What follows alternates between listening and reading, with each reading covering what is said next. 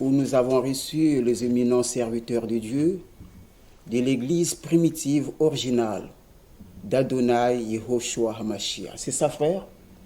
Et donc, nous avons ici, avec à ma gauche, le frère Shelesh, aussi à ma droite, le frère Urbain. Alors, ils sont venus, nous les avons invités. Ils vont nous éclaircir sur les événements qui sont en train de se dérouler dans l'église primitive, surtout ici dans l'assemblée de Pointe-Noire.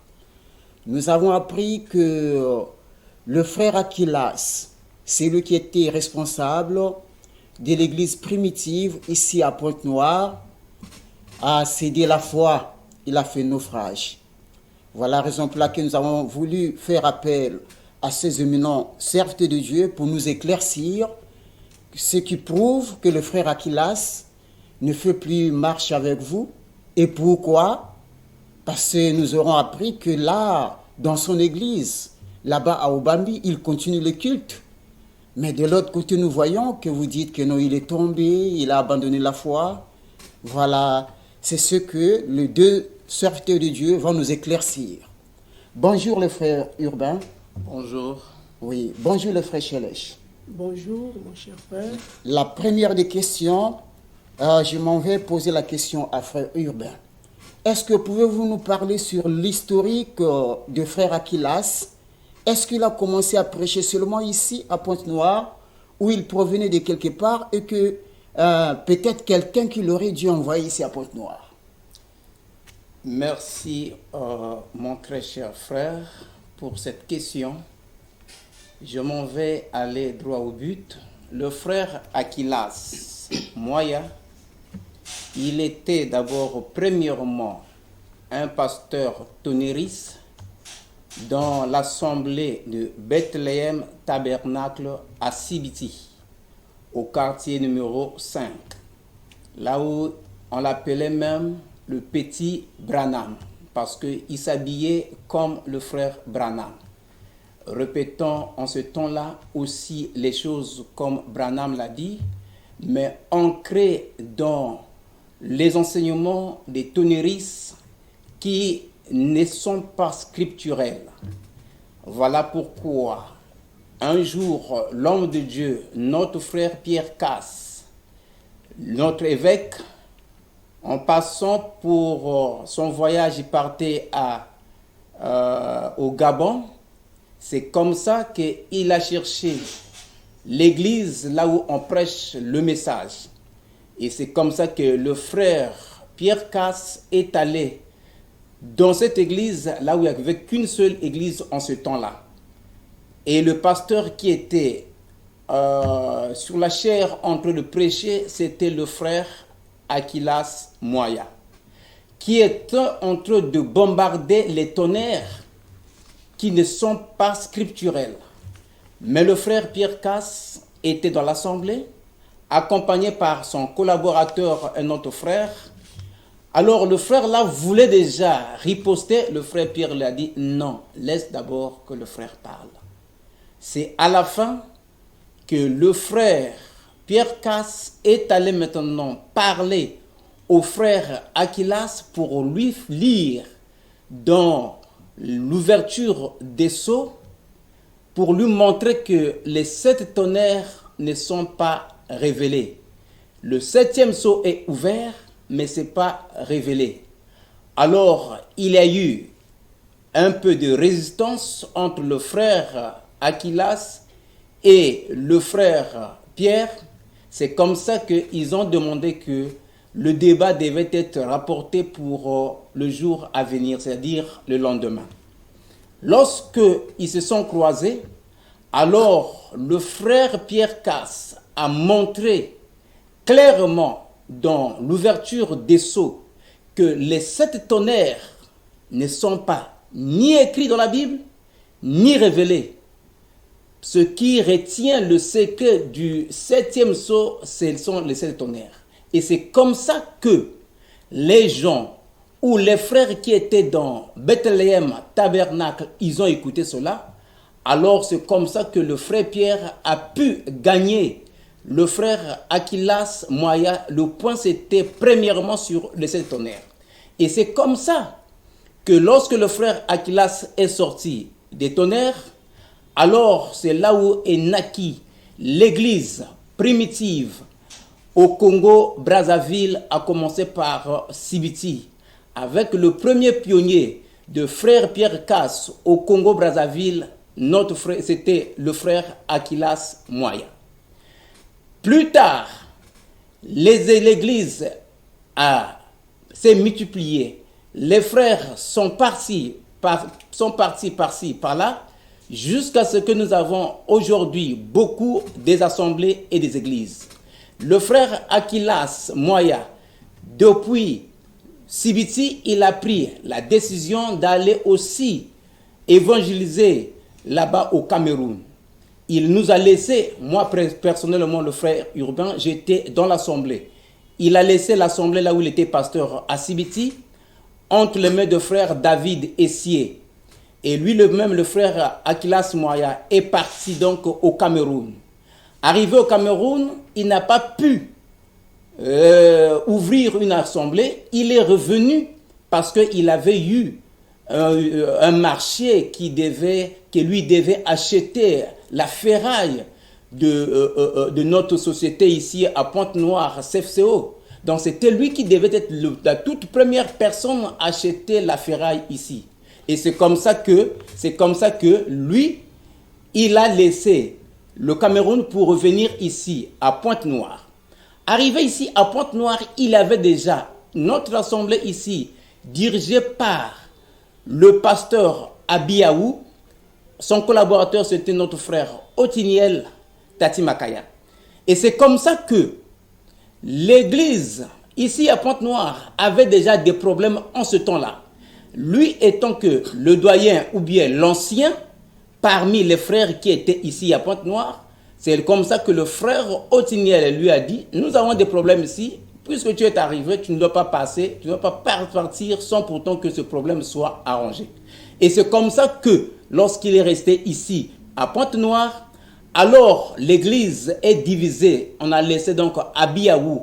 Et c'est par cette même occasion que le frère Casse s'est séparé avec le frère Ditoukou à cause de frère Aquilas. Très bien. Parce que pour le frère Ditoukou, il voulait que le frère Aquilas puisse repartir à Sibiti, là où il a laissé l'assemblée.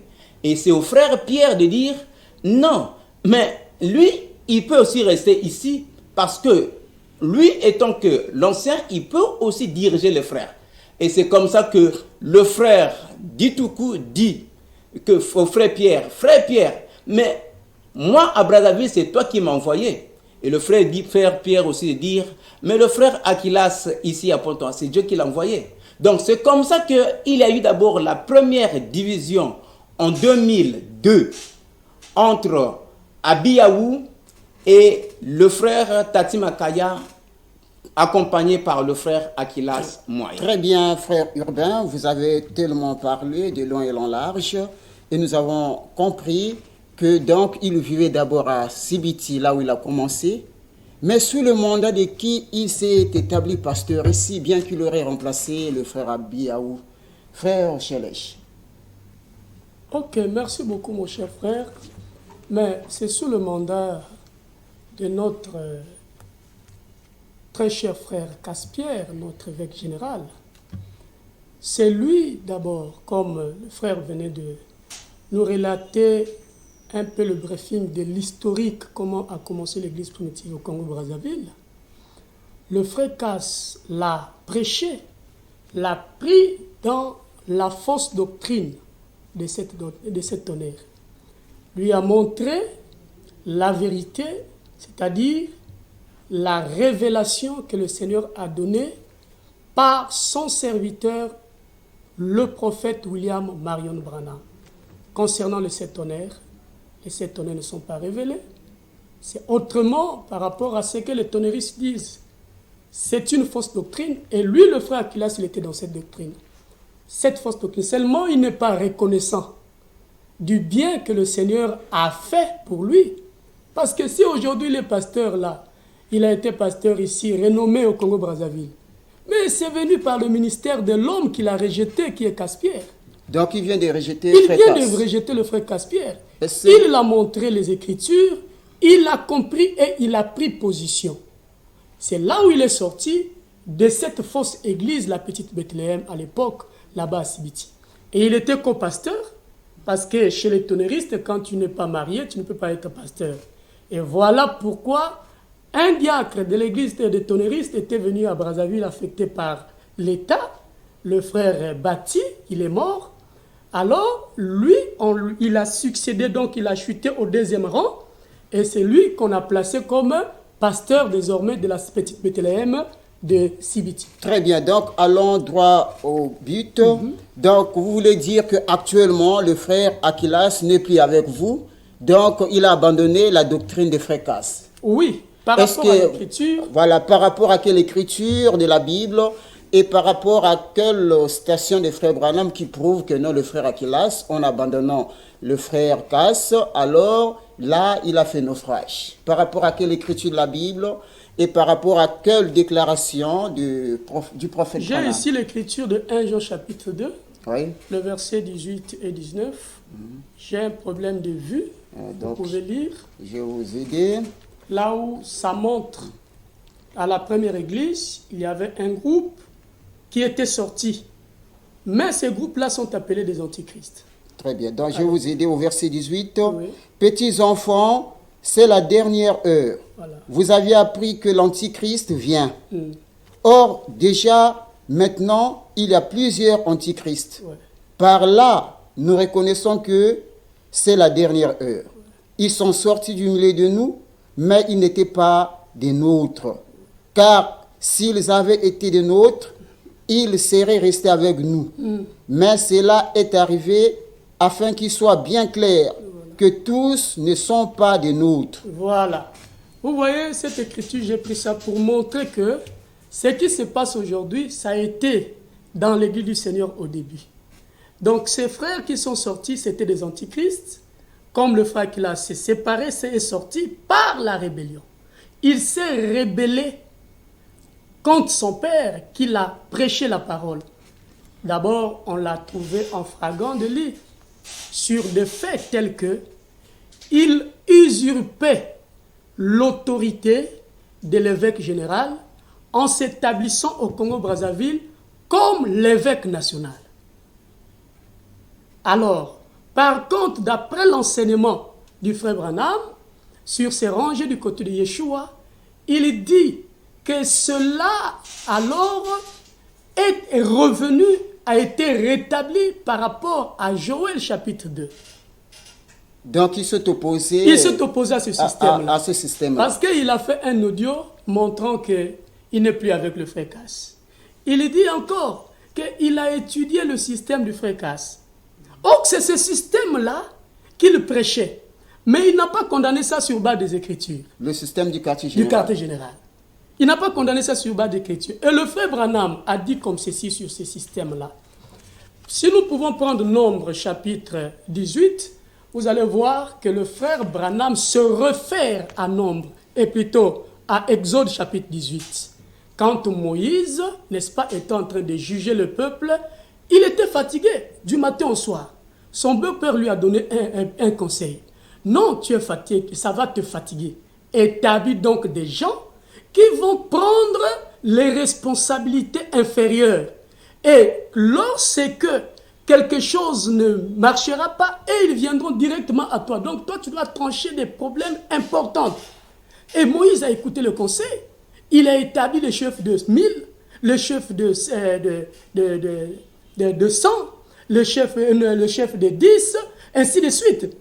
Alors le frère Branham, en se référant à ça, il dit ici dans ses rangées du côté de Yeshua, de Jésus-Christ, la page 25, je suis au paragraphe 116, il dit, c'est comme Jéthro, quand il a dit à Moïse, eh bien, tu ne peux pas t'en sortir avec tous, donc ce groupe de gens-là, ou bien, Et Dieu a placé des anciens là-bas, 70 d'entre eux, et a pris l'esprit qui était sur Moïse pour le placer sur ces 70 anciens.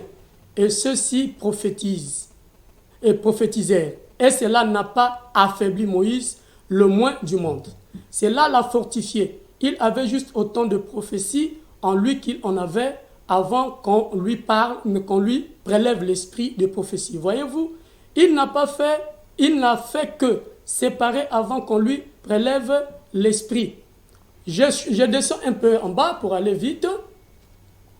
Alors il dit, maintenant, c'est ainsi que ça se passe. C'est de cette manière que Dieu avait agi jadis. Donc, du temps de Moïse. Il dit, c'est de cette manière que Dieu a agi au premier âge de l'Église. Donc, l'Église primitive, c'est dans l'âge d'Éphèse.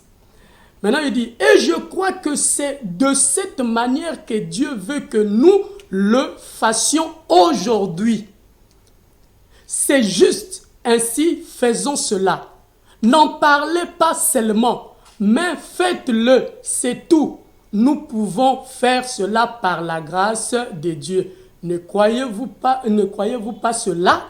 Ça, et ne croyez pas. Et leurs croyants doutent sur cela. Donc voilà ce qu'il a combattu. Parce que jusqu'à ce niveau nous sommes arrivés. Si réellement il croyait à ça, il devait continuer avec le frère Casse. Il devait continuer avec l'église du Seigneur. Mais puisque il a décidé, il a dit, je ne suis plus avec vous. Ceux qui ne croyaient pas à cela. Donc voilà ce qui montre que lui, il est devenu l'antichrist, l'opposant, parce que ceci, le frère Branham a dit ici, je vais chuter, oui, à la page ici, 6, paragraphe 22. Frère Branham le répète encore. Voilà, il dit, j'ai maintenant essayé de découvrir, et je me suis mis à étudier maintenant, je l'ai ouvertement dit devant l'Assemblée. Je me suis mis à étudier l'Église primitive. Comme il a dit à Moïse du temps jadis, il a dit au premier âge de l'Église, c'est l'Église primitive qui a commencé à la Pentecôte par l'effusion du Saint-Esprit.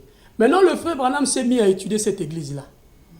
Quand il étudie l'Église, il dit que et j'ai observé la façon dont ces hommes avaient arrangé la maison du Seigneur. Donc, si je vois bien, donc le frère Aquilas était avec vous Oui. Pendant toutes ces autres années qui viennent de passer, et c'est seulement à peine qu'il vient de tomber. Il vient de tomber, mais il avait des fausses doctrines. Est-ce que, frère Urbain, par exemple, le frère venait de citer l'écriture d'Exode 18, il parle de Moïse, à qui on avait donné le conseil à son beau-père.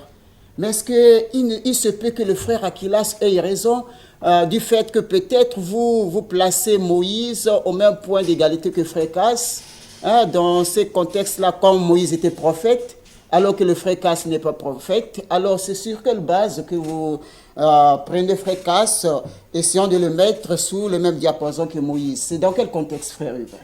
Merci, frère Yosef. Si nous pouvons revenir sur cette écriture que vous venez de citer, vous allez voir que là-bas, Moïse, qui était, oui, prophète, mais il était aussi l'évêque, c'est-à-dire le surveillant, en ce temps-là. Alors, si nous parlons de frère Pierre aussi, nous ne parlons pas de frère Pierre dans ce sens qu'il est aussi prophète, non. William, celui qui peut être comparé à Moïse étant que prophète, c'est William Branham. Mais, oui, comment on l'appelle, étant qu'évêque, le frère Pierre, nous le mettons là, c'est parce que William Branham lui-même a dit cela. Donc, si vous pouvez prendre toujours la brochure sur rangée de côté de Yeshua, je crois que le frère Shelesh a lu quelque part. Maintenant, si vous pouvez remonter un peu, vous allez voir que là où le frère a lu, le prophète Branham dit ceci. Attendez que je puisse retrouver la page. Ici, à la page 29, il dit ceci, le paragraphe 115. Et si vous pouvez redresser un prédicateur et faire qu'il marche droitement, regardez ce qu'il a à faire. Il va influencer. Cela résoudra une centaine de choses. C'est cela. Nous sommes juste en train de corriger là-dessus. Vous voyez, vous devez en faire un système, le système de Dieu. Et il dit ceci, le paragraphe 116, il dit ceci. C'est comme Jéthro. Vous voyez, William Branham vient directement, il parle de l'écriture que vous venez de citer. Il dit, c'est comme Jéthro. Quand il a dit à Moïse, eh bien, tu ne peux pas t'en sortir avec eux tous. Ou bien, et Dieu a placé des anciens là-bas, 70 d'entre eux, et a mis l'esprit qui était sur Moïse pour le placer sur ces 70 anciens, et ceux-ci prophétisèrent, et cela n'a pas affaibli Moïse, le moindre du monde. Cela l'a fortifié.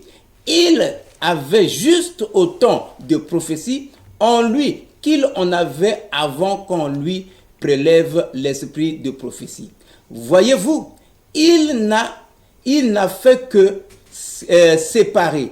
Il a dit, maintenant, Moïse, laisse-les juger les plus petits affaires, mais pour ce qui est des affaires importantes, sois avec eux et aide de la sorte. Vous allez voir que je ne vais plus continuer ici parce que ici en bas le frère Chelech a déjà lu. Donc vous voyez que nous ne mettons pas le frère Cass en même pied d'égalité que Moïse étant que prophète. Non, mais étant que le surveillant, étant que l'évêque, c'est lui qui surveille.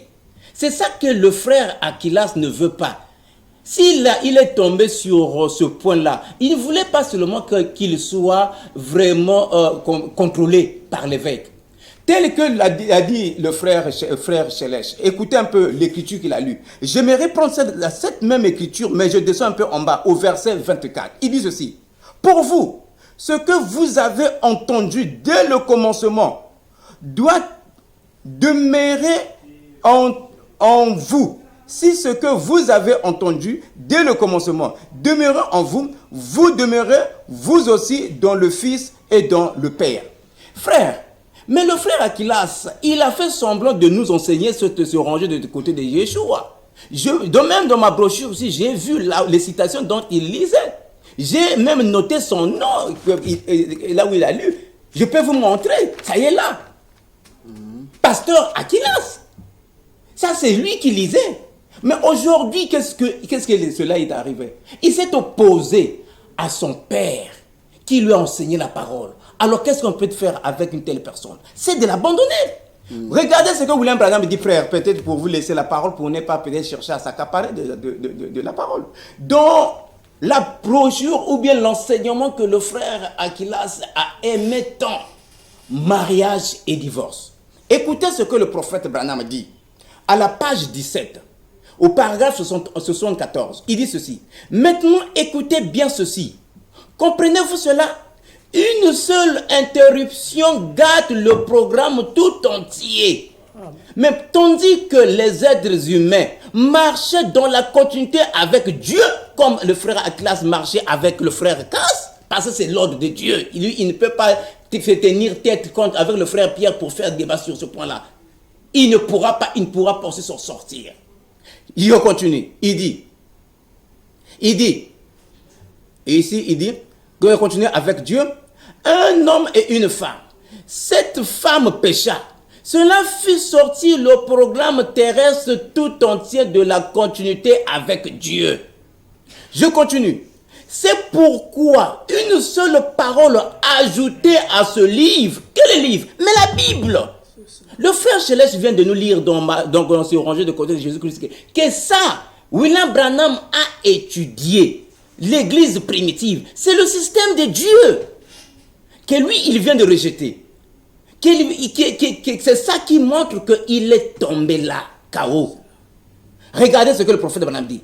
C'est pourquoi une seule parole ajoutée à ce livre ou une seule parole ôtée de lui rejette le chrétien hors de la continuité avec Dieu. Donc le frère Akilas est rejeté. Oui, je continue, je termine ici. Rejette l'église hors de la continuité avec Dieu. L'église de Obambi, Dieu l'a rejeté. Il continue, il dit encore. Rejette la famille hors de la continuité avec Dieu. Je continue. Chaque croyant peut être rejeté en dehors en n'acceptant pas, je peux dire, se ranger de côté de Yeshua. C'est ça. Chaque parole de Dieu. Mais c'est fini. Donc, nous voyons, des déclarations sont très claires. Vous-même, très chers téléspectateurs, vous voyez comment les éminents serviteurs de Dieu nous ont démontré noir et blanc que le frère Akilas est tombé.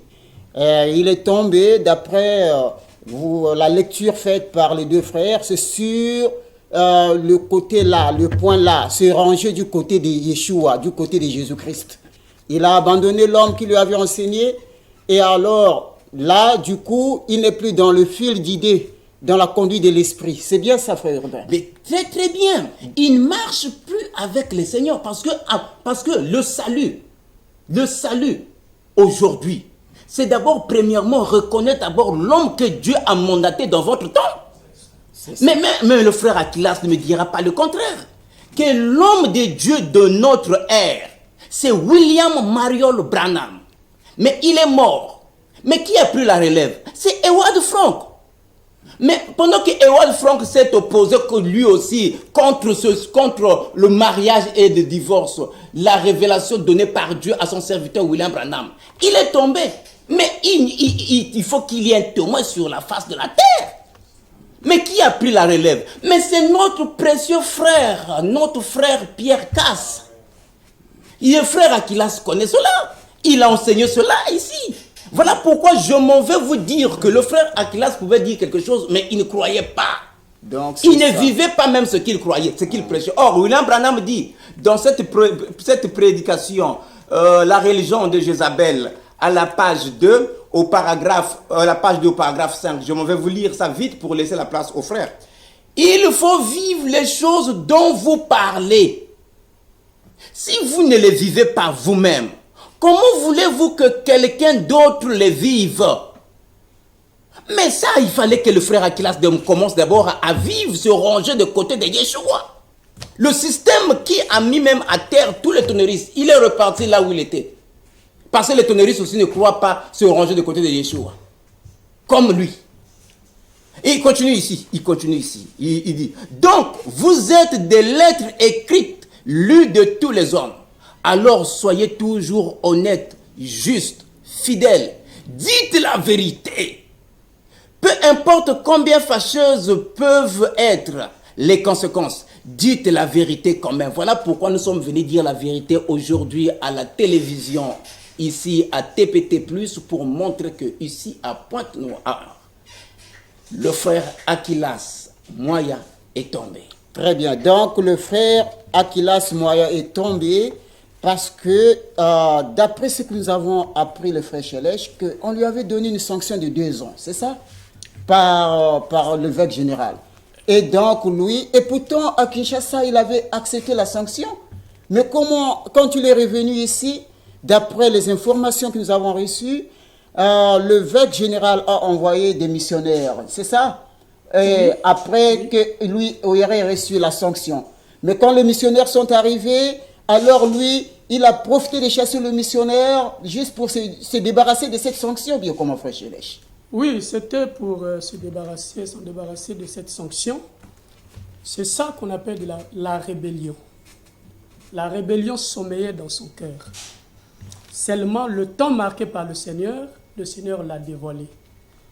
Et pour enrichir ta question, je vais d'abord appuyer un peu sur ce que le frère a dit. Dans l'exposé de cet acte de l'Église, le frère Branham montre en quel moment on rejette la parole du Seigneur. Parce que pour lui, il pense qu'il n'a pas rejeté.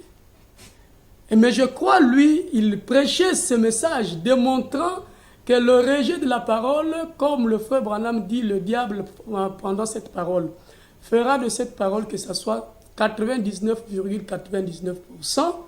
Mais la toute petite chose, la chose seulement une là qu'il va rejeter là, c'est là alors fera de lui le diable. Donc, ici, dans ce rangé de côté, j'allais dire l'exploit de cette église, c'est l'âge de Fès, à la page 81, il dit « Or, il serait facile de retirer une fausse impression de ce que nous disons à cause de la force avec laquelle je dis ceci. Vous pourriez être porté à penser que cet esprit anti-Christ, anti-parole, anti-Christ est un rejet complet de la parole. Il dit une dénégation de la Bible qui finit par aboutir au rejet de celle-ci. Tu prends la Bible, tu déchires, tu jettes la Bible, tu dis je ne suis plus pasteur, je suis maintenant démon. Ce n'est pas de cette façon-là qu'on peut rejeter. Mais il dit que non, messieurs, Voilà. ce n'est pas cela. En fait, c'est Apocalypse 22, 18, 19 qui dit je le déclare à quiconque entend les paroles de la prophétie de ces livres. Si quelqu'un y ajoute quelque chose, Dieu le frappera des fléaux décrits dans ce livre. Et si quelqu'un retranche quelque chose des paroles du livre, de cette prophétie, Dieu retranchera sa part du livre de vie et de la vie sainte et de ces choses qui sont écrites dans ce livre. Il s'agit de changer ne serait-ce qu'une seule parole. Amen. Et là, le frère Kilas, c'est bien notoire qu'il a changé tout un enseignement. Donc, si les gens ne peuvent pas voir ça, alors c'est de l'aveuglement. Donc, ce n'est pas que rejeter la Bible tout entière. C'est pour appuyer l'idée du frère. Et effectivement, c'est nous qui l'avons dénoncé. Voilà. Le frère Urbain, le frère Chelèche, le frère Kefa. Nous lui avons dénoncé.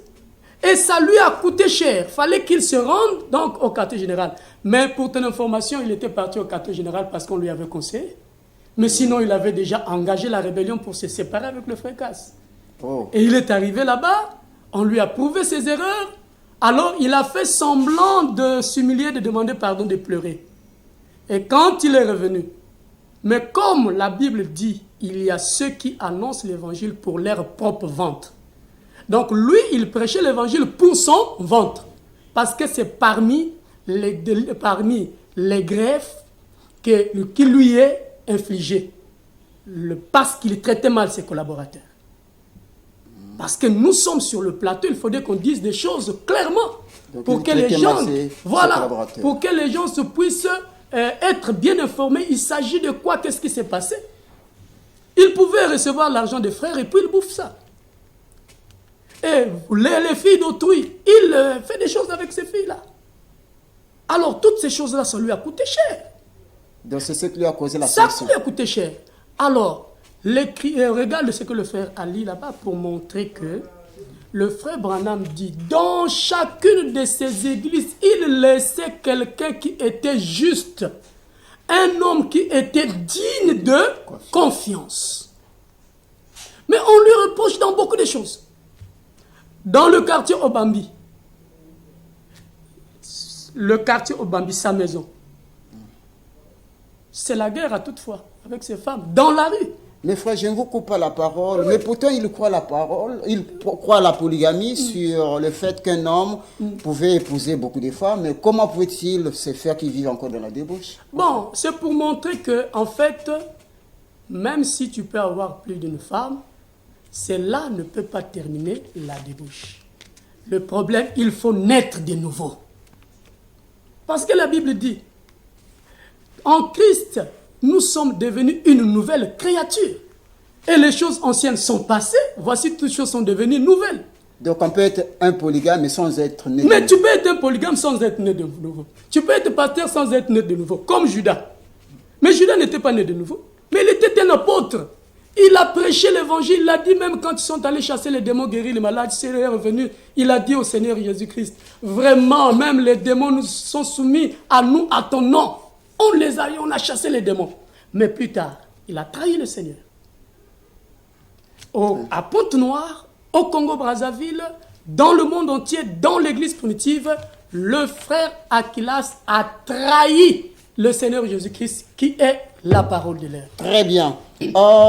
Frère Urbain, il y a aussi une écriture qui circule, Matthieu 24, 45. Est-ce que cette écriture, pouvez-vous nous éclaircir sur cette écriture? Est-ce que cette écriture parle de quelqu'un qui allait prendre la responsabilité de l'Église après le départ de William Morron Branham? Essayez un peu de nous éclaircir. Nos chers téléspectateurs sont devant nous. Ou bien ça part de Frécasse, cette écriture? Dans cette écriture de Matthieu au chapitre 24, depuis le verset 45, quand vous allez lire, la première chose, il ne faut pas d'abord dire que ça concerne le frère Pierre. Non. Si vous dites ça, vous allez tout gâcher. Parce que dans cette écriture, je m'en vais vous le lire, il est dit ceci. Quel est donc le serviteur fidèle et prudent que son maître a établi sur les gens? Vous voyez que dans cette écriture, on parle d'abord quel est donc le serviteur fidèle et prudent. Donc il faut d'abord le chercher, connaître ce serviteur-là. Et ce n'est pas seulement le serviteur-là, il y a aussi des gens qui sont là. Il y a aussi le maître qui est là aussi dans cette écriture. Donc, dire que Matthieu chapitre 24, verset 45, c'est frère Casse, alors vous avez tout cassé. Parce qu'ici, il y a des gens qui sont là aussi. Il y a aussi le maître qui a établi. Donc, dans cette écriture, il faut d'abord trouver l'homme qui est fidèle. C'est qui? Il est fidèle par rapport à quoi? Mais quand vous allez lire Matthieu chapitre 24, d'après William Branham, dans l'ouverture des sceaux, il dit, Matthieu chapitre 24 parle des sceaux. Donc, quel est donc le serviteur fidèle?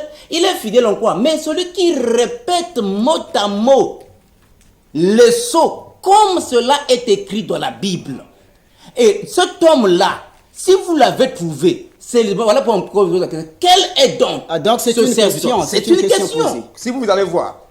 Il faut d'abord la découvrir, il faut d'abord chercher à le connaître. Si vous connaissez, alors c'est en ce moment que vous allez dire de verset 46 qui dit heureux ce serviteur-là. Donc aujourd'hui, dans l'âge de la Odyssée, celui qui répète dans le monde entier, comme a prêché William Marion Branham, les vérités qui sont sorties des sceaux, cet homme-là, c'est notre précieux frère Pierre Casse. Donc, dans cette écriture, il y a frère Pierre, il y a aussi Dieu qui est là, le maître, il y a aussi les gens qui n'est autre que l'Église. Voilà ce que je peux vous dire dans cette écriture-là, pour être clair et honnête. C'est dans ce sens-là, lorsque vous allez poser la question telle qu'à moi, comme vous venez de le faire, je ne dois pas te dire que c'est frère Casse sans pourtant vous expliquer. Donc, dans cette écriture, on parle, il y a trois choses qu'il faut d'abord faire sortir. Il y a trois personnes qu'il faut d'abord faire sortir ici. Il est d'abord le serviteur là qui est fidèle, et il faut aussi faire sortir le maître qui n'est autre que Yeshua qui est aussi là. Il y a aussi les gens qui n'est autre que l'Église. Voilà.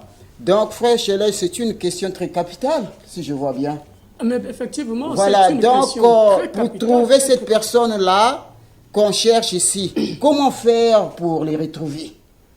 Quels sont les indices qui prouveront que la personne en question c'est celle-ci? Les indices, c'est la fidélité à la répétition. L'apôtre Paul dit dans 2 Timothée chapitre 2, le verset 2, il dit à Timothée que ce que tu as reçu de moi, en présence de nombreux témoins, confie-les à des personnes fidèles qui soient capables de l'enseigner aussi à d'autres. Parce qu'il est dit, quel est donc c'est une écriture interrogative, quel est donc le serviteur fidèle? Donc, ce que le Seigneur cherche, c'est la fidélité. Le prophète William Branham, parce que nous croyons que c'est lui, le prophète du temps de la fin pour les nations que le Seigneur a suscité, il a apporté un message qui est l'ouverture de sceaux. 6 sceaux révélés, ouverts et révélés, et le 7e sceau n'est pas révélé, mais c'est ouvert. Maintenant, quand il descend en bas, c'est Matthieu 24, alors c'est là maintenant il dit, quel est donc le serviteur prudent et fidèle? Parce qu'après le frère Branham, Evald Funk a pris la relève, mais Evald Funk est tombé à cause de l'infidélité, parce qu'il commençait à attaquer beaucoup de questions, par exemple, sur la grande révélation qui est le mariage et le divorce. Et alors, quand il est tombé là, parce que le frère Branham nous enseigne que lorsque un serviteur de Dieu abandonne la parole, abandonnez-le. Voilà. Quand le frère, c'est seulement le frère Cass qui a constaté, et c'est lui qui est allé à Krefeld se confronter avec Evald Funk, et Evald Funk a fui. Pourquoi? Mais parce que déjà là, Evald Funk était en train de faire d'amalgame dans la doctrine. En ce moment-là, l'esprit qui était dans Evald Funk est revenu sur Caspierre. Alors Evald Funk est tombé, Caspierre a pris la relève. Et c'est lui qui répète fidèlement les révélations, les mystères révélés tels que le mariage et le divorce, la sémence du serpent, les 7 tonnerres ne sont pas révélés d'après le frère Branham, le 7e sceau n'est pas révélé après le frère Branham, et tant d'autres mystères. Alors si vous remarquez dans le monde entier, dans le milieu du message, vous allez voir que les gens sont en train de comprendre beaucoup de choses du message, c'est par les prédications de cet homme, de Caspierre. Les gens sont obligés de rentrer dans les chambres, regarder la prédication, et puis ils montent à la chaire et ils prêchent. Donc, c'est donc, comme le frère venait de le dire, quel est donc le serviteur fidèle? Donc, pour trouver ce serviteur, vous allez le remarquer dans sa fidélité, de la répétition de la parole, sans s'écarter à gauche et à droite. Il suit la ligne droite, les empreintes du prophète William Marion Branham. Dans ces temps-ci, dans le monde entier, c'est lui. Donc c'est lui seulement. C'est lui seulement. Donc, lorsque le frère Cass, le serviteur de Dieu, nous a appris un bon langage à placer ou bien à attribuer sur cette écriture, il a dit, ne dites pas que Caspierre est le serviteur de Matthieu, il est Matthieu 24, 45. Mais il dit, dites qu'il est placé d'après Matthieu 24, 47, selon Matthieu 24, 45. Voilà. Est-ce que vous comprenez ça, frère? Voilà. Donc, là, les gens comprennent mal. Les gens comprennent mal les choses. Voilà pourquoi, dans l'humilité, s'ils veulent comprendre des choses, qu'ils viennent s'asseoir et puis on va les enseigner. Et ils comprendront. Donc, voudrais-vous dire que tous ceux-là, tout le monde là du message, le baroutier, les autres, ne sont pas fidèles à la répétition des sceaux cités là dans Matthieu 24. Ils ne sont pas fidèles. Parce que William Branham a dit, ce qui cache le 7e sceau, sont les 7 tonnerres qui ont sonné coup après coup. Mais la voix a dit à Jean, seul ce qu'on dit les 7 tonnerres, et ne l'écrit pas. Et il compare ça avec Matthieu 24, 36. Là où les disciples ont posé la question à Jésus-Christ, nous pouvons lire ça, ça est là, Matthieu 24, 36. Quand au jour et à l'heure, personne ne les connaît, pas même les anges du ciel, ni même le Fils. Mon Père seul les connaît. Ça, William Branham a dit, c'est le 7e sceau. Mais les gens ne connaissaient pas ça. Et alors, aujourd'hui, Baruti est en train d'aveugler le monde du message. Celui qui éclaire le monde du message aujourd'hui, c'est le frère Caspierre. Et les tonneristes ont compris ça. Très bien. Donc, ce que nous avons à dire, ce que le frère Aquila aussi ne croit pas aussi ça. Matthieu 24, 45. Il ne croit plus dans Matthieu 24, 45. Mais auparavant, il croyait. C'est ça l'hypocrisie. Auparavant, il croyait, c'est ça, frère Urbain. Oui, oui. Mais puisqu'il a enseigné ça. C'est pour cela que moi, je viens de vous lire dans Mariage et Divorce que le Seigneur l'a abandonné. Parce que ces choses que lui, il a prêché hier, à cause peut-être de son hypocrisie, et puis aujourd'hui là, il a montré cette façon-là. Mais même s'il a refusé, mais il va toujours continuer à lire cette écriture. Mais il faut qu'il trouve ce serviteur fidèle. Parce que s'il ne le trouve pas, alors il sera comment? Vous voyez? Donc si déjà, tel que a dit notre frère Chelèche, vous voyez que Barouti, que les gens pensent que vraiment c'est vraiment le docteur Barouti et tout ça. Mais le frère Pierre l'a mis à terre.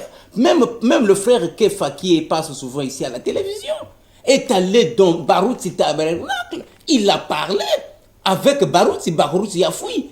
Il a fait tomber Barouti là à terre. Barouti est allé à Dubaï, tombe malade. Parce que ce n'est que tout ce que les gens parlent aujourd'hui. Si vous pouvez revenir tel que sur ce que le frère Chelèche vient de dire sur les 7 tonnerres, mais prenez seulement l'ouverture de cette sceau. Ouvrez seulement le paragraphe 391. C'est ça qui met à terre tous les pasteurs tonneristes. C'est fini. Vous n'avez pas à être là, à chercher quoi. Non, c'est fini, c'est clair. La chose est très claire. Donc c'est pour vous dire que ce soit Diyoka, que ce soit aujourd'hui Akilas Moya, tout ce monde-là, mais c'est fini. Le Seigneur les a abandonnés parce qu'ils ont ajouté des choses qui n'étaient pas justes. Le frère Akilas aussi, il est maintenant rentré dans ce lot. Donc lui, on peut dire qu'il est retourné encore dans les tonnerres. Mais il est retourné aux vomissures, bien sûr, frère. Parce que il est comme un chien, ou bien comme, je peux dire, comme un cochon, qui est reparti, qu'on a lavé, il est reparti dans son lieu. Et c'est ça qui prouve qu'il est tombé. Mais est-ce qu'un jour, si vraiment s'il peut avoir une vision claire, s'il est revenu, est-ce que serez-vous ouvert de le recevoir? Oh, mais bien sûr. Bien sûr. L'Église du Seigneur, a dit le William Branham, c'est pour pardonner. Le message aujourd'hui, c'est quoi? C'est prêcher le pardon, c'est enseigner la parole, et puis quand quelqu'un se repent, il faut accepter. Donc si un jour il peut revenir, on le pardonne. Mais sauf qu'il sera toujours assis. Il sera toujours assis. Comme l'avait dit le frère Pierre depuis là-bas, il devait s'asseoir parce que ce qu'il a fait, c'est pas juste. Pendant qu'on est en train de lire la Bible, qui est plus que même lui, on est en train de lire la Bible. Et il se taille de son luxe de se mettre debout, d'interrompre. Pour chasser les missionnaires. Mais ça c'est grave. Ça c'est grave. Mais chasser les missionnaires qui a été envoyé par l'évêque. Mais c'est chasser l'évêque. Qu'est-ce que Yeshua a dit? Celui qui vous reçoit. Jean chapitre 13, le verset 20. Celui qui vous reçoit, me reçoit. Celui qui me reçoit celui qui m'a envoyé. Donc si aujourd'hui, le Seigneur, le serviteur de Dieu envoie un frère, vous le rejetez. Vous avez rejeté le frère ou bien l'évêque général. Donc le frère Pierre a envoyé le frère David Bosongo et le frère Kefa Moussavu. Mais lui, il les a rejetés. Mais il a rejeté directement le frère Pierre. Preuve en est que le même jour qu'il a chassé les frères, il est monté au haut de la chair pour parler. Donc jusqu'à présent, il prêche dans son église. Mais il continue à prêcher. Mais sans Dieu. Étant sanctionné. Et sans Dieu. Mais frère Urbain, je ne comprends pas une seule chose. Comment les gens qui sont là, sachant que le frère Akilas était sanctionné, sachant que le frère Akilas était sous les enseignements des frères Casse, étant sanctionné, il chasse les missionnaires et encore il revient à la chair, mais ces gens-là sont toujours là. Qu'est-ce qui ne va pas? Oui, mais c'est l'esprit d'égarement. Lorsque les gens ont abandonné le Seigneur, quel est l'esprit qu'ils vont recevoir? C'est l'esprit de l'égarement, et surtout que s'ils sont aussi envoûtés. Voilà pourquoi ils sont là. Lorsque quelqu'un qui a la parole, qui est vraiment chrétien, qui a reçu la parole du Seigneur, mais quand il voit toutes ces choses-là, il devait sortir. Un chrétien, c'est pas comme une clé mécanique qu'on va utiliser pour faire fonctionner l'église ou bien la dénomination. Non! Un chrétien, c'est celui qui a en lui l'esprit de Christ. Quand il va voir que la parole n'est plus avec cet homme, il devait l'abandonner. Mais si eux ne l'abandonnent pas, mais c'est parce qu'ils sont envoûtés. Ils sont envoûtés. Donc ils ne savent même pas que le frère Akilas est tombé, il n'a plus la parole. Mais bien sûr, il le sait, mais sauf que le frère Akilas les avait conduits à lui. ils ne les avaient pas conduits à Christ. Voilà pourquoi ils sont attachés au frère Aquilas. Ils ne sont pas attachés à la parole. Un autre problème encore, lors de la séparation, quand le frère Aquilas vous a abandonné, il y aurait eu un problème de la parcelle qui circulait, que non, parmi les causes de la séparation, était la vente de la parcelle. Frère Chelech, vous avez une idée sur ça? C'est une fausse information, c'est une calomnie. Parmi les points que nous avons dénoncés, les groupes du frère Aquilas, c'est l'esprit de la calomnie. Et il est fort dans la calomnie et son groupe. Ce sont les frères qui sont allés se retrouver là où le frère Urbain travaille, le frère Darbe Songo, le frère Kefa, le frère Landry, le frère Urbain, le frère Didier. Ils n'ont pas parlé sur la question de la vente des parcelles. Mais d'où le frère Aquilas là? C'est le frère Benjamin qui est son collaborateur, pendant que les deux sont déjà sanctionnés, qui était déjà sous le degré élevé de la boisson. Donc il était... C'est là où il a perçu, c'est-à-dire, quand le frère Landry a posé la question au frère Didier, maintenant, qu'en est-il des parcelles de Bambi? Parce que le frère Didier disait que je voulais donner cet hangar à l'église primitive, mais comme c'est au niveau de la mairie, à cause de la nuisance sonore, ce n'est pas possible. Le frère Didier, le frère Landry a dit, oh, mais si on vient ici, maintenant les parcelles de Bambi. Il a dit, oh, mais là-bas, on peut vendre ça. Ce n'était pas qu'ils se sont statués sur la vente. C'était un langage lapidaire comme ça. Et donc, le frère Benjamin a saisi cette information. Ça. Il a amené là-bas. Oh, ils veulent vendre les parcelles de l'église. Attendez, ils vont vendre les parcelles de l'église. Ils n'ont pas de papiers. Des pièces qui justifient. Donc, frère Benjamin n'avait pas compris.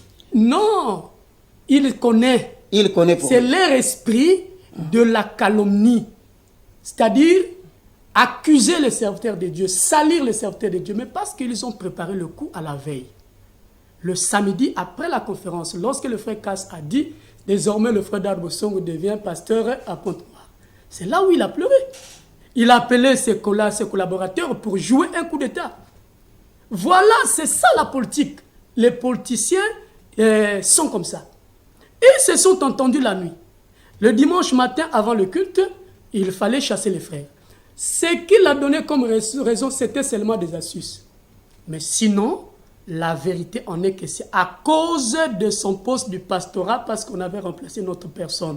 C'est un mensonge, les chers téléspectateurs de la vie de Pointe-Noire, la question qui dit que les frères voulaient vendre la parcelle. C'est faux. Oui, frère, pour ajouter encore sur ce que le frère Chelech a très bien expliqué, c'est pour dire que, puisque c'était derrière mon bureau là où je travaille, à la mairie, et je profite aussi de saluer tous les agents de la mairie, les agents municipaux, devant cet écran, c'est leurs collègues de service qui sont en train de parler. Mais là où je travaille, je ne travaille pas là où on va parler des parcelles, pour qu'on puisse aller vendre la parcelle de Bambi. Ça, c'est pour l'église du Seigneur.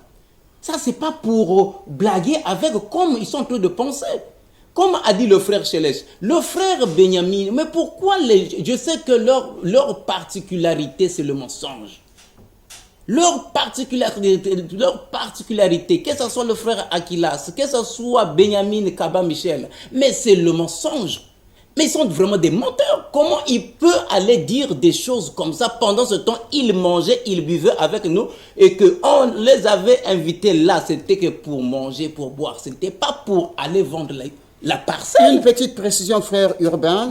D'après l'information que j'aurais appris, il paraît que c'est le frère Benjamin qui était venu vous croiser là. Et précisez un peu, dit-on que vous étiez déjà là. Et lui était venu bien après vous croiser là. Comment était un peu là? Voilà pourquoi je dis qu'il peut être même le père du mensonge, comme son père, le diable. Vous pouvez comprendre que lui, il est arrivé, il a appelé le frère Landry au téléphone pour vouloir toujours à tout prix prendre la fille du frère Landry en mariage, pendant que la fille a déjà dit non. Lorsque le frère Benjamin est arrivé, au lieu du rendez-vous, derrière mon bureau, il est venu me saluer dans mon bureau. Il m'a trouvé, j'étais encore dans le bureau, il est allé s'asseoir. Le temps que nous sommes allés là-bas, là où il se trouvait, là-bas, là où on devait manger, au restaurant, mais il avait déjà sifflé 2 bières. Mais comment il ne peut pas dire la vérité, lui, le frère? Nous, il ne nous a pas trouvé là-bas, c'est nous qui sommes allés le trouver là-bas avec, il avait déjà sifflé 2 bières. Et ça, c'est très dangereux. Moi, quand le frère Kefa et le frère David Bossongo sont arrivés, c'est là où maintenant, moi, j'ai fermé mon bureau. Nous sommes allés ensemble avec le frère Didier. Mais lui, il était déjà là. Dès que nous sommes assis, il demandait déjà de 3e bière. Mais on me dit qu'il avait même pris 7 bières ce jour-là. Mais c'est trop. C'est trop. Vous pouvez